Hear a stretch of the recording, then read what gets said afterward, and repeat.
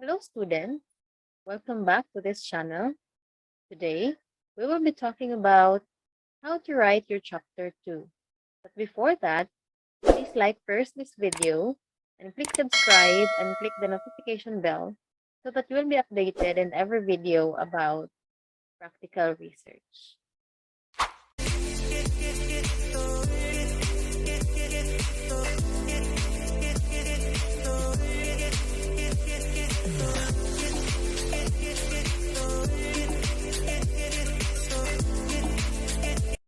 Okay, so chapter 2.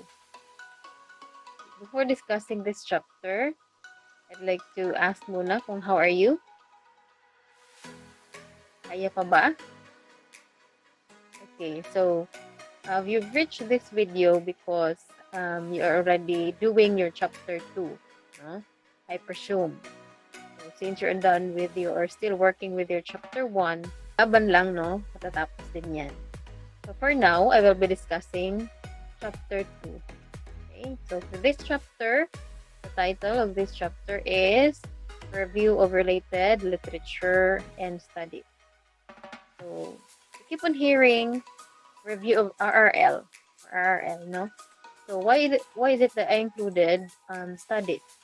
Okay, because based on my further research, no, that chapter 2 includes not just literature reviews, but also studies, related studies. Most of the content in chapter 2 are coming from related studies. So that is why I opted to give this chapter a title, Review of Related Literature and Studies. Let us define first what is RRL. RRL class is an account of what has been published on a topic by accredited scholars and researchers. So basically, RRL is your discussion, no, of the related studies, no, that has already been conducted, okay, by other researchers. But those related studies should be related to your problem. Okay. RRL also is a piece of writing. No? Literature review must be defined by a guiding concept. No? So, si RRL class, hindi ka lang collect ka lang ng mga related studies and literature. No? Taman sa imuhang makitaan nga related sa imong topic. No? Imuha lang siyang ipang-lump dito. No, we have to have a guiding concept. Okay? It might be from your related to your research objective, the problem or issue you're discussing, or your argumentative thesis. Right? So it is not just a descriptive list of the material available or a set of summary. Okay? So in our case class, this is actually should be based on your school, no? However, in our school, we will be focusing on the themes. Okay? So the focus of your RRL are anchored to your themes, no? That is also based on your research title and research question. What is RRLS for? Or ano ba ang purpose ng Review of Related Literature and Studies, ma'am? Para saan ba yan? Bakit may ganyan pa tayo sa research? Okay? Its goal is to convey to your reader what knowledge and ideas have been established on a topic. No? Kung ano yung mga na-establish na nga mga ideas related to your topic. Alright? And what their strengths and weaknesses are. Okay? So, i-include natin sa strengths and as well as the weaknesses of your topic. Kasi, there will be no argument, no, inside your discussion if we'll just include all the strengths or all the positive outcome or positive studies, no, related to your topic. We should also give a counter idea, no. Hanap ka rin ng counter idea that would contradict to your positive argument, no, para there is really a discussion. Okay? Hindi lang lahat positive. No? Lagyan mo rin ng negating idea. And dyan mo makikita no, sa RRL, beauty of your paper, the beauty of your research. Okay? Kasi mas lalo mong naiintindihan kung unsay dagan sa imong research class, kung is really the topic you are researching for, no, based on the researches of other people, no, other researchers. Okay, now we move on to the characteristics of RL. First and foremost, of course, it should be relevant. Okay, bear on your mind that the research RRL or your related studies should be relevant to your topic. It is highly connected to your topic, no? So wag kang kumuha ng RRL na malayo masyado yung idea. Okay? Second, it should be recent or current. No? So as I have mentioned in my previous discussion, that you should only include studies that are conducted 10 years backwards. Okay? So if you count it, it would be 2012 hanggang 2022. Alright? So wag kayong kumuha ng RRL that is already too old, no? Obsolete na siya. Kasi, and lastly, it should be sufficient. Alright? Not too few and not too many. Okay? So wag yung masyadong konti, no? Na RRL, wag din yung masyadong madami. Enough lang siya. Okay? Enough lang to support your ideas or to support your study. Okay? Kasi later on class, in your discussion or in your result, dili man mo mangahoy, no? Ito yung kukunan nyo ng supporting ideas as you discuss your theme, no? Kung ano yung lalabas na theme, dili mo manguha og supporting idea. That is why dapat ang RRL ninyo is based on your theme. Let's move on to the possible sources where you can base your RRL. Alright? So for literature, since I have said kanina that this is a review of related literature and studies, it's not just literature. Kasi pag sinabing literature class, manggagaling lang ang ideas mo or yung RRL mo from books, professional journals or articles, newspapers, magazine, letters, interviews, and biographies. No? Pero dito, pwede rin natin i-include yung mga peer-reviewed research journals, di ba? You are already doing your chapter 1 and I believe that you have opened some files ng mga journals, no? So, nabilong na siya sa studies. Okay? So, unpublished thesis and dissertations also. So, unsa man ni sila, ma'am? Kanang mga unpublished thesis and dissertations, these are the products of those students, no? Halimbawa sa school natin, no? May mga researches tayo doon, no? Conducted by our students. So, we call that unpublished thesis and dissertation. Okay? Kung thesis, yung product ng mga master students, and dissertations are product of those doctoral students. Alright? Then we also have government reports and others. Okay? So, meron tayong tinatawag na online and offline resources. Alright? So, mga online resources, alam na natin yon, no? Muna ato ang dali makuhaan og mga resources nato, right? Pero si offline, si books, newspapers, magazines, letters, diha na sila nabilong. Okay? But na yung mga newspapers karon nga na sila na-publish na online. Okay? So, for this, mga books, because of pandemic, dili man kaayo ta maka-access no sa atong library kasi you are not always in the school. Pinaka dali ra gid ninyo ma-access is yung online. No? But make sure that you're also researching from a reliable source. Okay? But don't worry, I will be giving you, or I will be making another videos about where to find resources when making your review of related literature. Okay, so just watch it. No? I will be uploading that one soon. Now, how are you going to write your review of related literature?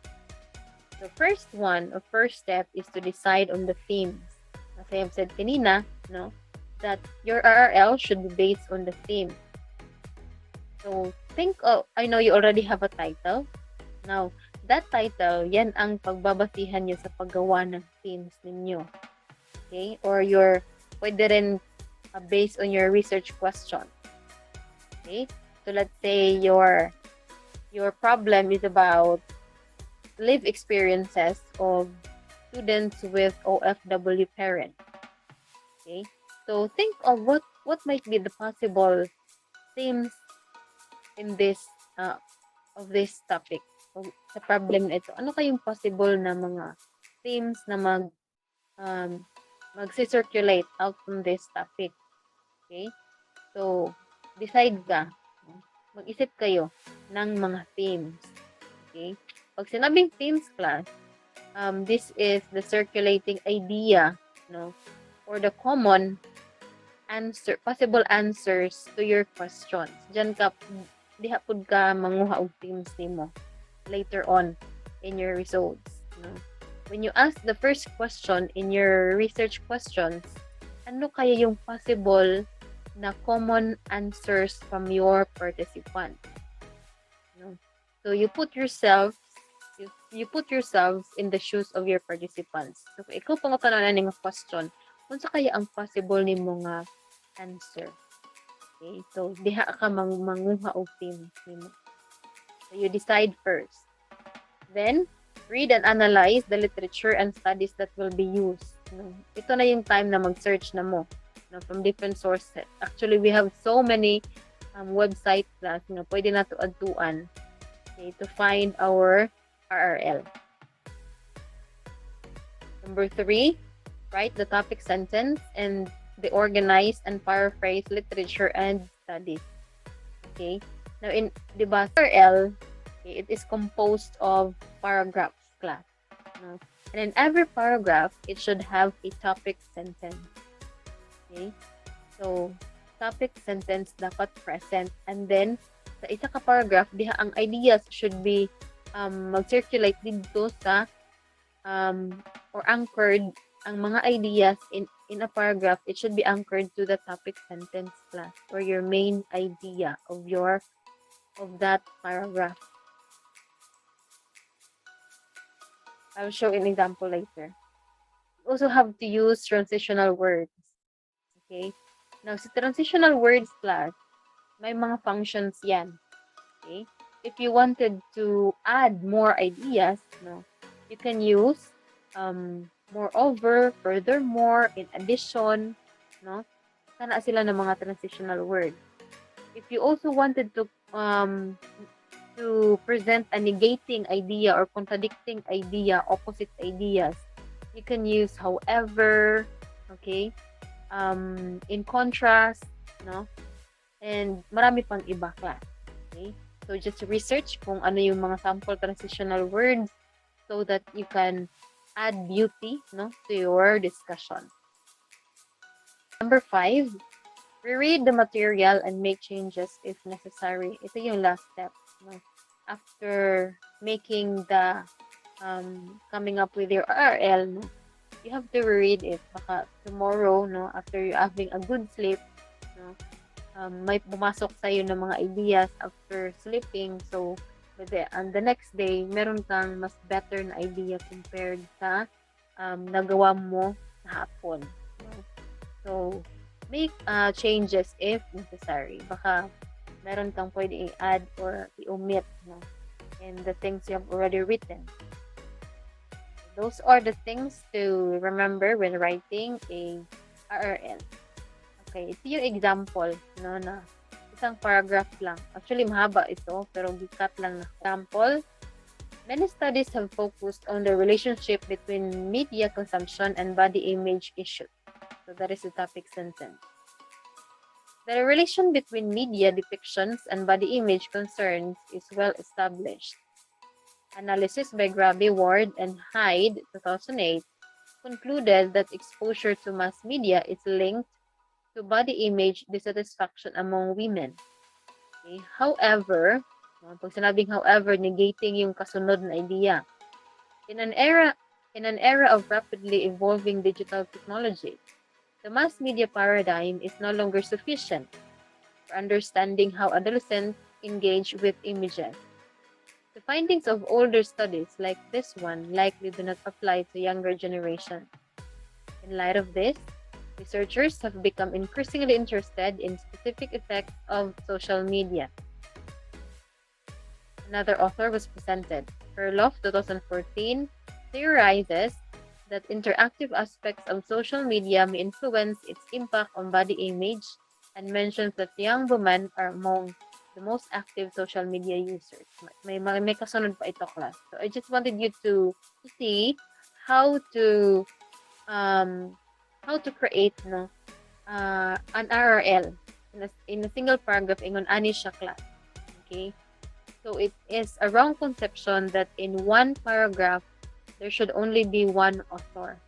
So dili siya ingon ana, class, no? Kasi an RRL, class, you are discussing ideas, no? Reviewing the ideas of different researchers. Okay? So, di ba, as I have said, in a single paragraph there is a topic sentence. Now, in a single main point, no, or in a topic sentence, may mga different authors who have that kind of points also. So that is why hindi lang isa, no, ang author in every paragraph. So as I have said, you have to give positive points and strengths and weaknesses, no, of that certain topic sentence.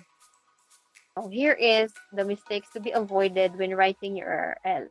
First one is ito yung sinasabi ko, writing one paragraph per source. Okay? A literature review can be challenging to write. Totoo nga naman. Kasi you have to be a reader yun. No? Whether you like it or not, you really have to read a lot of studies and literature. Because it should not be a source by source summary. No?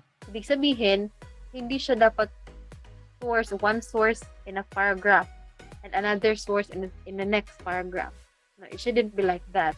But instead, it should synthesize or bring multiple sources together. No? I-combine nyo yung mga ideas from different authors, class, no, that has the same point. Okay? So, combining multiple authors in a single paragraph. Okay? Each paragraph within a literature review should contain at least two sources. At least two sources that speak to the same sociological factor or yung main point na sinasabi ko. Your goal is to essentially highlight the relationship between sources. Okay? In other words, the goal is to discover if researchers agree or disagree on a given factor. No? So, it's really kumbaga, a discussion talaga siya, no? Kaya nga siya tinatawag na review of related literature. You are creating a review on those researches, no, on those literatures you have read, no, that are related to your topic. Alright? Another is lack of transition words. Okay? So you should really use transitional words, class, to have a better, no, a better work, no, and for the reader also to see if unsa ang nabay connection ni na mga ideas or contradicting ba ning ideas, no. So yan ang function ni transitional word. Another is copying and pasting of paragraph. Okay. It is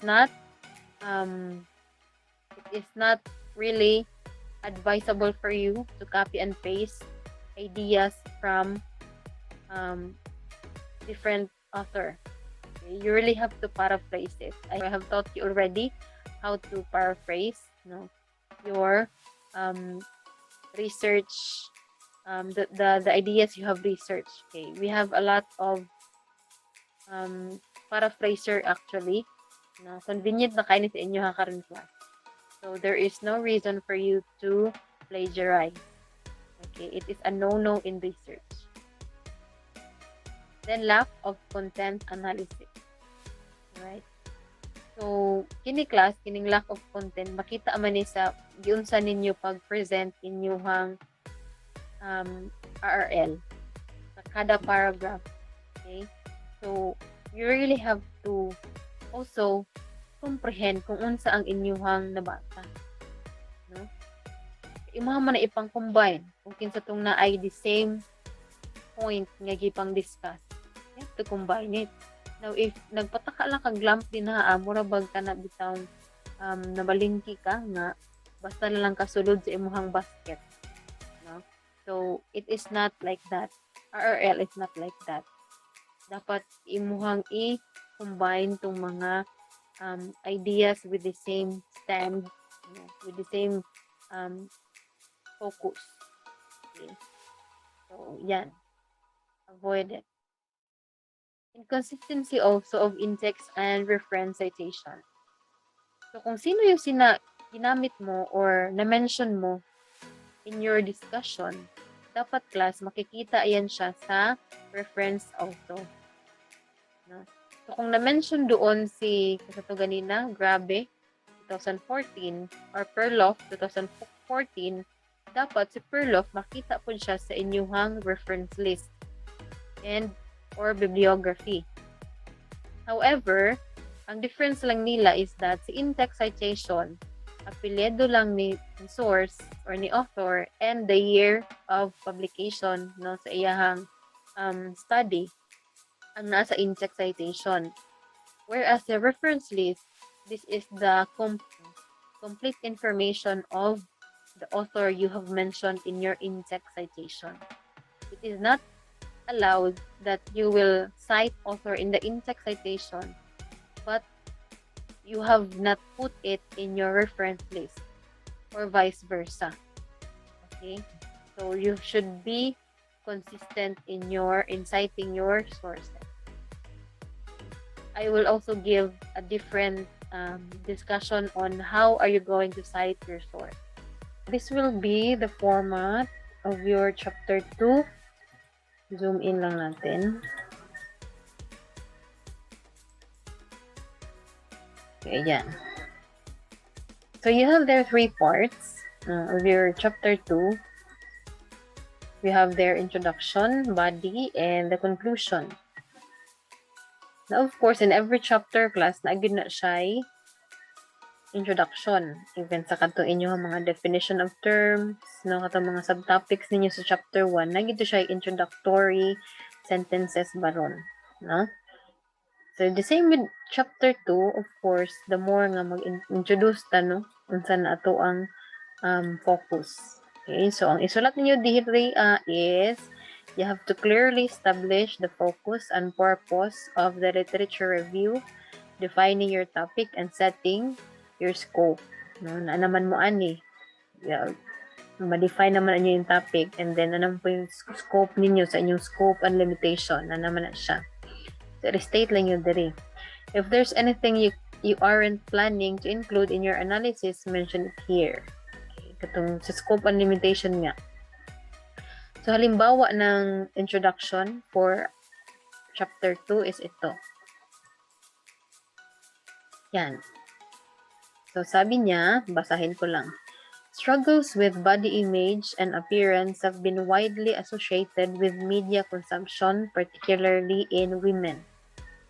While this topic has been widely studied, extant research has not quite caught up with emerging technologies such as TikTok and has mainly focused on mass media effects. This paper will examine the effects of newer technology, especially in regards to instant sharing of images and its effect on mental health of adolescents. No? So, klaro diri no?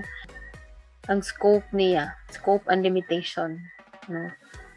So, yan. Tapos, sabi niya dito, okay, muna iyang focus.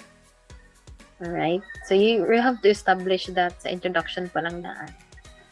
So, sa body, diri na to ninyo ipangbutang kantong summary and critical evaluation of each source. Katong by theme na. Okay? Actually, we have a lot of ways to present our RRL. Pwede siyang chronological, thematic, methodological, or theoretical.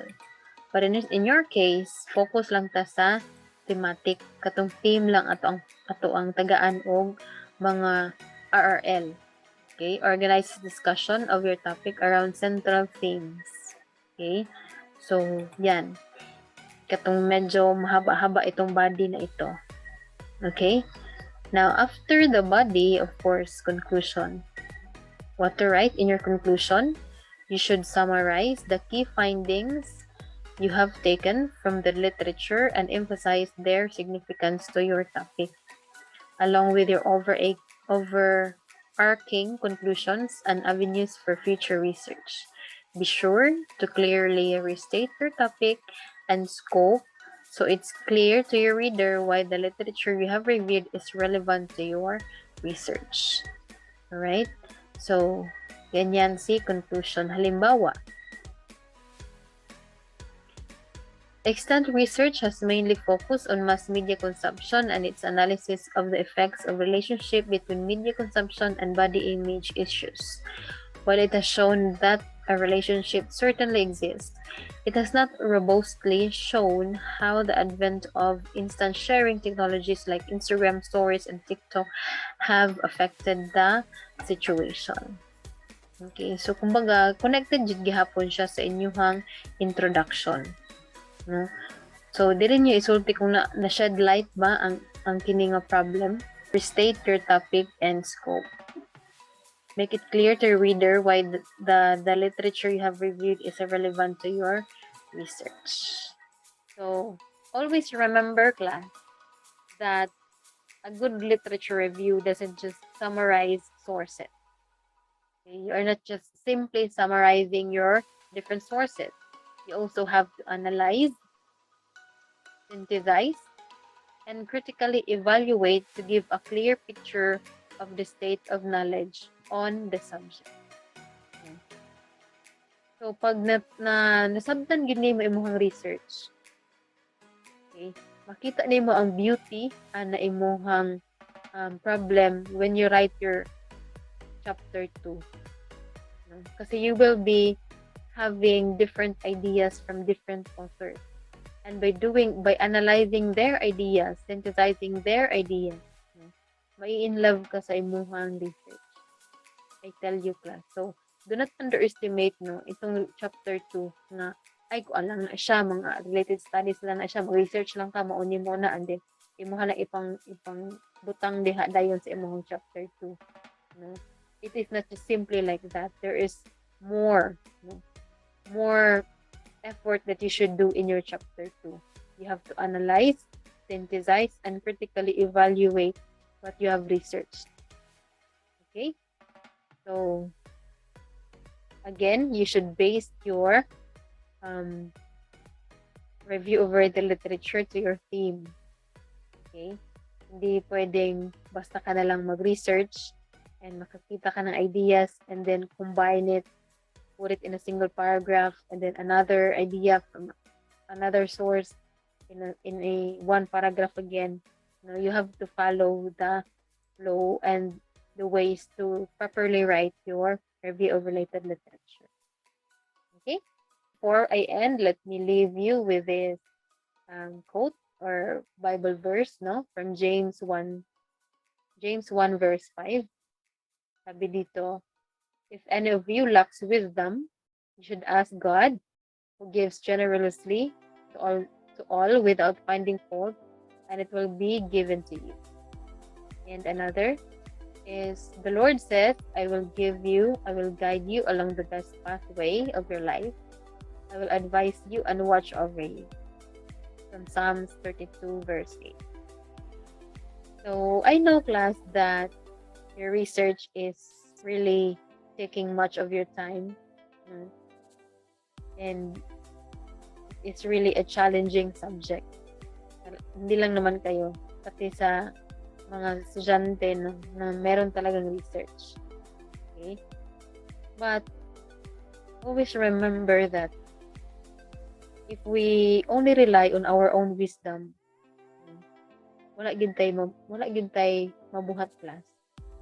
Because our wisdom alone is not enough to give us a perfect work, a perfect output. No? So, in writing your RRL, mag-pray muna kayo, class. Ask God's guidance, ask for God's wisdom, okay, to give it to you, no, in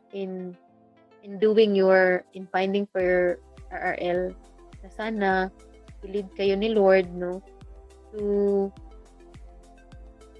the correct, no, to the site ng mao yun yung gipangita, no.